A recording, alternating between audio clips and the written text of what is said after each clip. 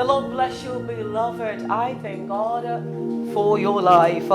This is Grace to Grace, and I'm your host, Audrey Mason. I want you to know that life is a journey, and the journeys that each one of us take, it's always going to be different. But rest assured that whatever journey that the Lord has you on, He will bring it to an unexpected end. Today in the Cupham Studios, we are so honored to have a man that has been on life's journey, but not just life's journey. Beloved, there's been challenges that this man has faced, but yet he lifts up his head without not looking back and keeps pressing on. I want to introduce him today. He's no other than Mr. Fred Manson. Some of you just know him as Fredyma. Welcome. Thank you, madam. I am so honored to have you here today. I'm so honored also to be on your platform. And you look wonderful. I actually like your combination, the hat, the glasses, and everything else. Yes, we were taught to dress well, primary college. We were taught to dress well by Opanyi Kwajutre and the likes, So definitely, he taught me mathematics, so definitely we look up to them. Praise God. In going up in life. So your foundation is really important. That's very nice. I read a story that involves you, but I'll get to that. Many people may not have any encounter with you, or perhaps they have heard a little bit about you. Yeah. Who is Fredyma? Okay. My name is Fred Chemensa. I was born in the 1960s. Exactly on the 11th of October, 1960 something. These days when you put your when you put your real age there, they will deny you of jobs and a whole lot of things. But I'm a quite grown up. I'm about 50 years. In Agogo Hospital. My parents both came from Agogo. My grandfather was the chief of Agogo Asante Achim, called Nana Chemensa. He was a classmate to the late Asante Hene Utumfose Prempe Ajima II. So we came to Kumasi to live at Amakum. Then I attended a day nursery near Amankweti School behind the Kumasi Sports Stadium in the late 60s. Before my mother got pregnant and we had to come back to our hometown, Agogo. So I came to school there from class 1. Then class 2, I was very brilliant. In school I was... I can tell you are. Yeah, I was very brilliant. We were saying, let me do first, so after class 1, class 2, a teacher advised my father that the way I'm brilliant, he should take me out of the town and then get me back to Kumasi. So fortunately, I came to Kumasi. There's a school just behind the Kumasi Sports Stadium, opposite Ahmadiyya Secondary School called Royal International. So I joined that school in 1973. Those people that I met and then slept with them, one was Komna Japan of the MPP. We slept in the same room, but he was my senior. He left from Fancy Film and then I started school at Royal International. Very brilliant, So I started writing common entrance from 1977. But there was one particular teacher who was teaching us, called Mr. J. Mensa. He had that kind of telepathy, you could see the future. And he told me that there's a particular year that I have to go to a particular secondary school.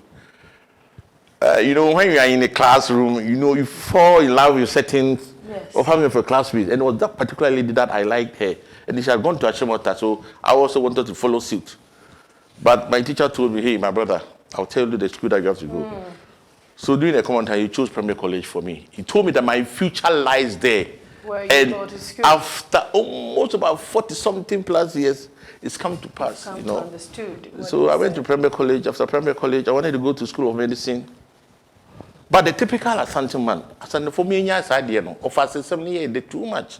My father was so imbued with the culture of the Asante in terms of taking care of the nephews and nieces rather than the children. I quite remember in 1979, I had come from school during the revolution time.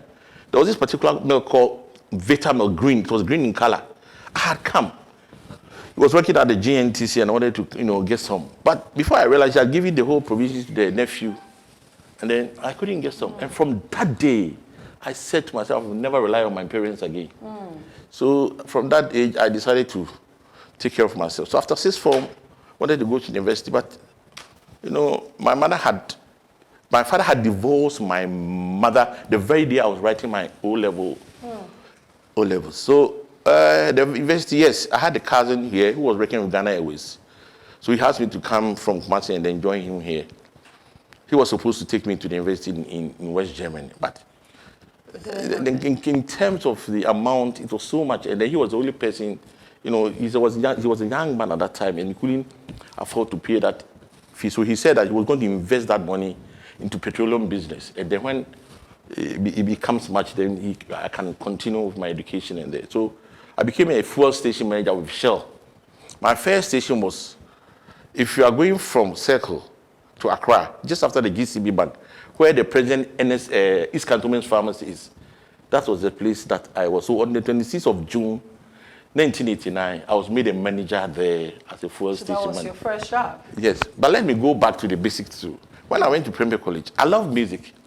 Because if you go to Agogosan Church, my grandparents were the one who brought the Presbyterian church there. So as the local Presbyterian, I started learning how to play the keyboards those days. But the church wouldn't allow you because those days, it was only one big keyboard, and if you go there and then maybe guess what, they have to take it to Switzerland for repair. So they didn't allow us just allow anybody to. So when I went to Premier College, fortunately, I joined the school choir, and in the school choir, most of the people who were in the school choir, about 15 or 20 of them are medical doctors, engineers.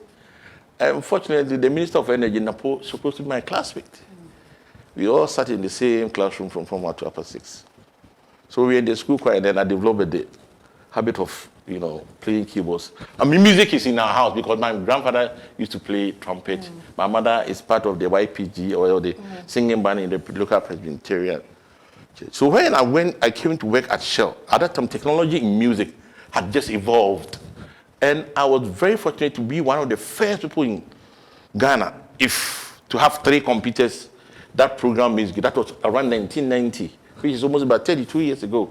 So you can just imagine. So some of the people that I worked with those times were Lumba, Daughters of Glory Jesus, and a whole lot of things. And I think it was that time that I discovered Ofori Amponsa.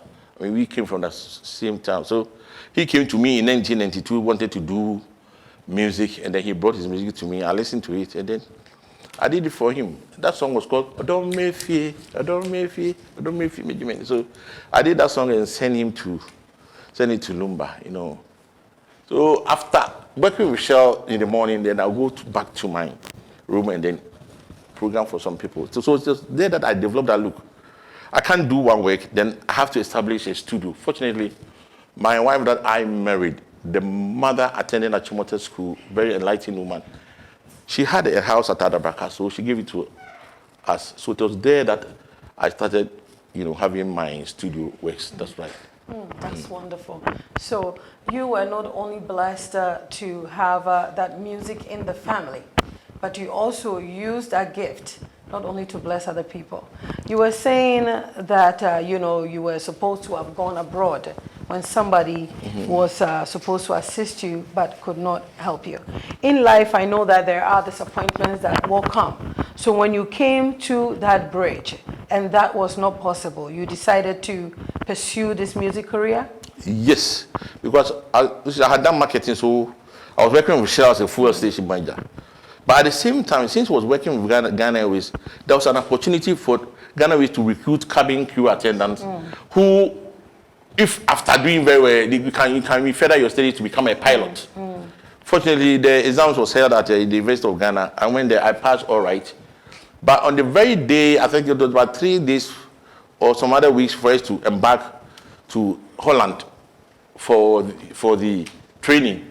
And then J.J. Rollins announced on air that he's cancelled that offer. I mean, that you have to go. So at the edge of your breakthrough, something came in. Really so it looks like it was a reoccurring thing because something already happened and now you have to travel and then you can't go anymore. So what do you do from there? So I just came back to work with the Shell again.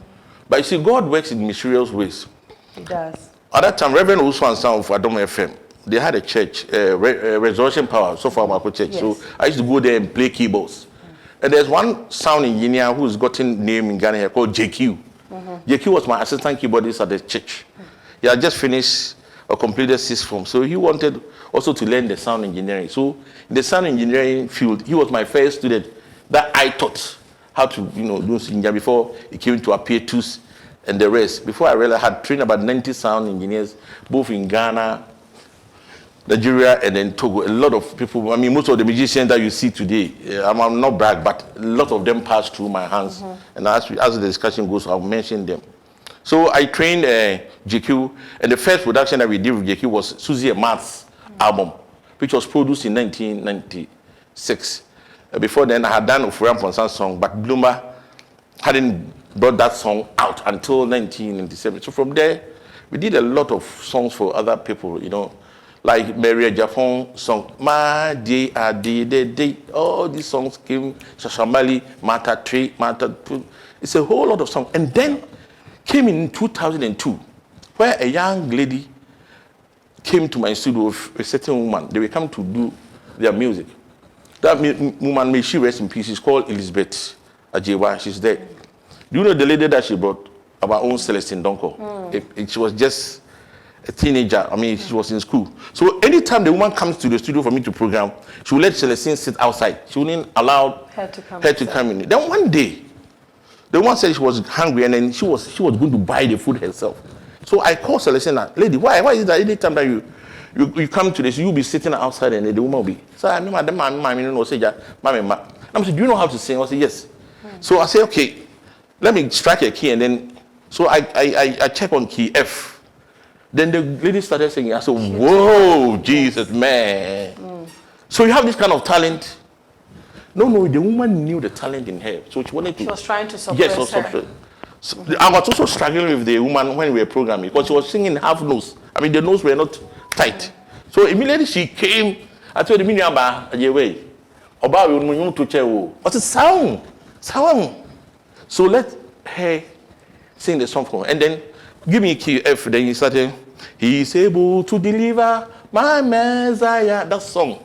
That was the song that, So that's the only time that Ghana plays football and we are in the, what do we call it, the bad situation. We start playing them on radio for them, for it to uplift our soul. So that was where Celestine was discovered. And I quite remember too, Human Mercy too was a student at Kufuria. She used to come to my studio, do backings and at least collect something and then also go back. That's amazing what you're saying, because from everything that I've gathered, God allowed you not to go to Germany. Yeah. He allowed for this trip to Holland to be cancelled. Why? Because they were great people through this nation that God was passing them through your hands. And many a times we don't understand what it is that God is doing. When I said life is a journey, everyone's life is planned accordingly. And that is how God wanted it to be. So all these people come through your hands, and the Lord bless them and they succeed. A lot of uncountable. I mean, if you go to the northern Tamale, most of the musicians there, I produce them. And I've worked with great people. People that I never expected in my life. For instance, the Osofo Dazi group, I worked with them because we were in childhood in 1972. We just go watch them. Super Odi. I think I was one of the last person that visited him, gave him money through Honorable Abla Jaffa Gomashi before he died. So people that I wasn't expecting in my life to work with, those people in life I work with. But there was an experience in the studio about me and Dr. Pabobo, one of the prolific Ghanaian musicians. In 1981, during the man's time, I had come to my hometown for holidays and I wanted to watch the local concert. They had come there to perform. And usually, when they come, the instrumentals that you prefer, that's what maybe you fetch water for that person. So I fetch water for the keyboardist. So he hid me somewhere so that when the drama is coming to begin, you will bring me in. Fortunately, I met Pabo on the way and then he sacked me from the community center. He didn't let me watch. Then God being so good, here is Pabo who wanted a particular keyboard called the M1 keyboard. And in Ghana here, we are only 3 people having that one. Myself, Kojo Entry, and then the late Danal Biaman Danso. Pablo had come everywhere in Ghana, and somebody told him that he should come into my place. And so when he came into my place, he saw the keyboard. Because the producer was supposed to leave that the next day to America. And if he doesn't get that kind of keyboard, it will be causing a problem. So he came to the studio and then he was just looking at me. So I told him, do you remember me? So no, but I've heard your name. I said, catch your man back some 20 or 30 years ago. He did something. The same person the same person. He did something to somebody at Agogo Community Center. That boy, I'm say, Mia. You see, people, you never know what can happen tomorrow. And that is why it's important that we treat each other well. Because, the stone that was rejected really will become a cornerstone. And so he rejected you, and then years after, the Lord brings him back to you. He needed my service, Daddy, because that day, if I hadn't given him the keyboard, a lot of money that is supposed to come in. So I told him I was going to have my fair share of the command fund from him. I was going to charge him 1,000 times. So I'm ready to pay. And and so it was such a lesson, So through that we discovered a lot of people. I also had my son, who is also called Chairman. So fortunately, I married in 1993. I should have come. I married in 1993 after staying with my wife for 4 years before. So we've been together for 33 solid years. Awesome. And then we have 3 boys. Fortunately, my eldest child has also taken over for me as a musician. That's awesome. What we have to understand sometimes is that when we are going through something at a particular season, we may not understand what it is. But God allowed everything so that all these people will come into your life. What are some of the setbacks that you have had? The greatest setback in my life, I will go back again. There are 3. One was in 1977. 1977, when we were coming to have the African Cup of Nations, 1978, Kumasi Sports Stadium. You see that floodlight that was there. They were just, constructing the stadium, so they had to fix that floodlight, and then we had just closed from school, and I was just coming. There was an helicopter hovering around. It lifts up the metal, and then it gives it to the engineer, then they fixed it. Unfortunately, I think either there was a miscommunication between the pilot and the engineer. So the distance slammed and then hit the engineer. He was a white man. So he divided himself into 2. I remember that incident. I was a young girl, not living so far away from them. And we were there, so some of the blood, a splash. In the summer, so I had a t-shirt. It was even that I had kept it. That was one. And then my stepmother wanted to poison me. Yes, I had different stepmothers.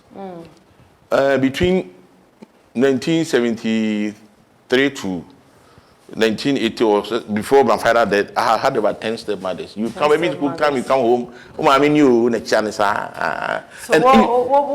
what was her intention for? The intention was that she had a problem with my father. And I was the eye. Yes, and I was the eye of my band. I mean, if you can remember those times, the quantity typical life, one single room with partition, and do papa daha, and then also daha, that kind of life, I didn't like that kind of life because I needed, a father that could say, "Papa, I talk hard or the man offer school will come far from the call, not over to And mommy, these things it's very terrible, It's very terrible because even your mental state of body mind, house. When your father is not taking care of you, and you have to struggle while they're taking care of some others. A lot of people, relate to that. So that woman, my best food is rice and contomere. Then this is what the Lord did. I had an aunt who also stayed at the very room. So that afternoon I visited my aunt, and she had prepared the same food. So I ate it, and then came to Amakum, ready to take my father's food to my from that woman. Yes. So there was a particular woman who was staying in the house. She overheard the woman say, so she stood in front of the gate waiting for me. And then Go eat it. This woman doesn't, pamper me. All of a sudden, hey, Kajo, and I cried, but they did open beer and made me. And she was shocked. Yes. A cooked rice with kotobis started, she said, giving some scent to me. I said, me. So the Lord delivered you from that also. And I told my father that this. So immediately, and a whole lot of things. The third and the final challenge that came to me was on the 3rd of June, 2015. What happened? I had my recordings to do at Circle. I had 3 buses full of instruments. I have cars that take my children to school, my own car, my wife's car. I have packed all of them. Then on the 1st of June 2015, I had gone to an instrument store and bought new equipment because I had a contract with ETV. You know, we were going to do a program called the Mike Egan Show, so I needed to augment my fleet of equipment. So I had a group from Côte d'Ivoire who were coming to rehearse. I bought the instruments with the money that I have saved. Then on the 3rd of June, that flood that happened at Circle washed away everything, my school skirt, everything that I have worked for. And at the end of the day, it killed my brother-in-law too. I lost everything on the 3rd of June. You lost everything. And 2 of my children were in university at that time. The last one was at Silicon before he went to Achimota School.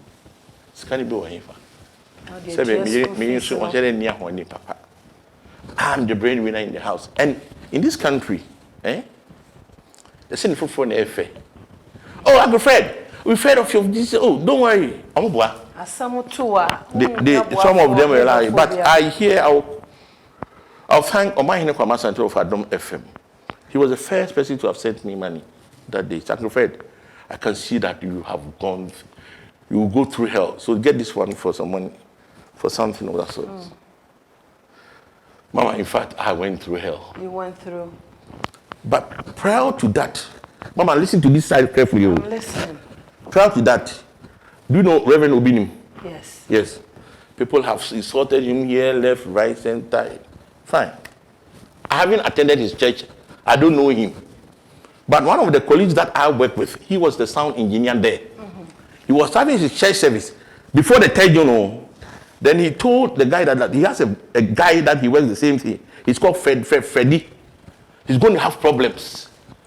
There's going to be flood and then fire and then death. So I had worked for a certain man called something Dean on that very day, the 3rd June.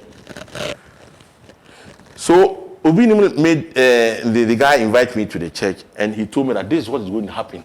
But you pray that at least the death in India, it will be avoided. But definitely, you see that thing will happen. So I was there. But you never gave me any time that it's going to happen in June or something and that sort. So on that very day, on the 3rd June, I had done a jingle for a man called Samson Dean. He's the president of the Ghana Paralympic or something of that sort, African Origin Travels. And he was forcing me to come to the place and give him the jingle.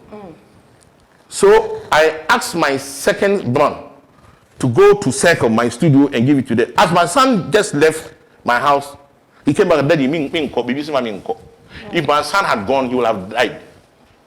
Because the Lord was, and this is what happens, when you are a confident child of God, there are many times where the Lord will reveal himself to you. So it's very good that we have that listener's ear when God is really speaking to us. Because if we don't hear what God is saying, we can lose our life or anything can happen. So what happened So I said that you are being stubborn. I said, I can't go. So myself, the guy you said wanted to go. And then like Saul, I was caught in between a trance. Just as I was about to leave my door, this one, I've said this one severally, whether you believe it or not, I saw the image like somebody like would tell me, sign, that was the word, sign. It just came as a flash. So I had to, come back and then sat in my couch. Then exactly at 9 something, a guy who was, taking care of the place for me, called my phone. So as soon as I answered, Uncle Fred, why? And I'm saying, I'm focused. Oh, then you say, Uncle Fred, you can't be to insure no.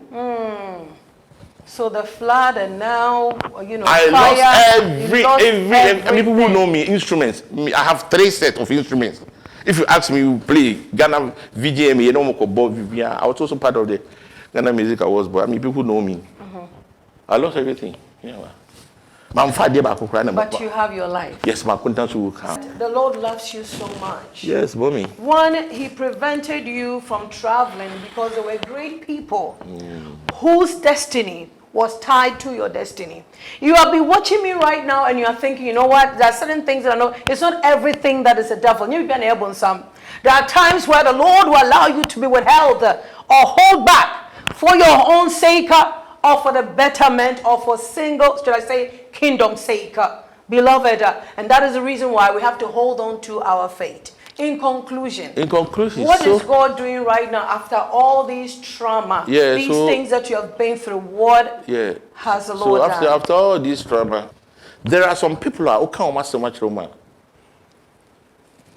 When the COVID came, when the COVID came, I had a dream. The Lord told me that more hymns. Then put them on Facebook on Sundays. So the first hymn that I played was Captain of Israel Host. And then there was a lady in the United States of America whose husband had died. That was the favorite hymn. And the husband was supposed to have celebrated his birthday 3 days, So the woman, I played the song, and the woman said, look, the Lord said he should bless me.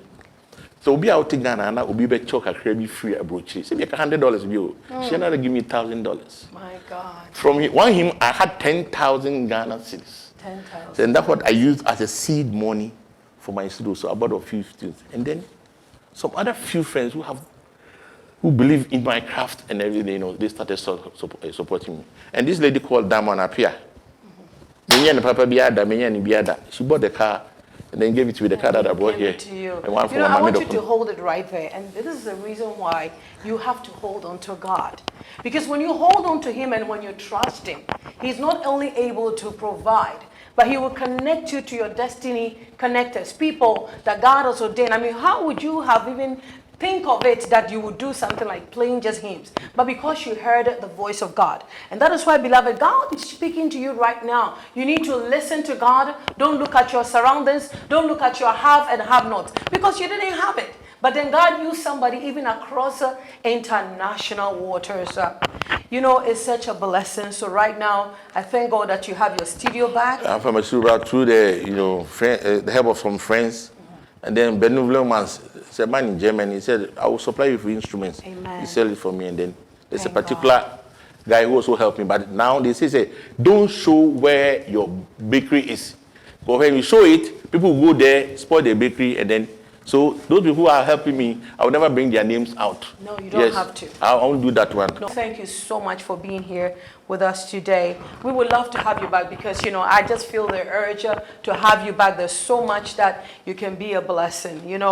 Mr. Fred, on this show we have a tradition because we believe not everyone is important, but also your story is a story that God is using to impact lives. And so me and my team, we want to be a blessing. So whenever you pick up this little gift that we have here, you'll remember us and know that we are praying for you. Thank you very much. God bless you. Okay, God bless I'm also at Pukwasi. My number is 0201 682423. If you want to have Please repeat it. 0201 682423. My house is just after the Pukwasi interchange. As of Fredyma house. Come. Listen, you want to produce your music, you want to record, I want you to know he's one of the best. Time did not permit us for him to tell us much. But the little that we hear, we know that he's been used by God in diverse ways. Please get in touch. His information is displayed on the screen. And I believe that God will use him to take you to your next level. Beloved, know that life is a journey. And whatever journey that God has you on, he will bring it to an expected end. This has been From Grace to Grace. This is what God can do. I'm your host, Audrey Mason. Be blessed and know that Jesus is Lord. Shalom.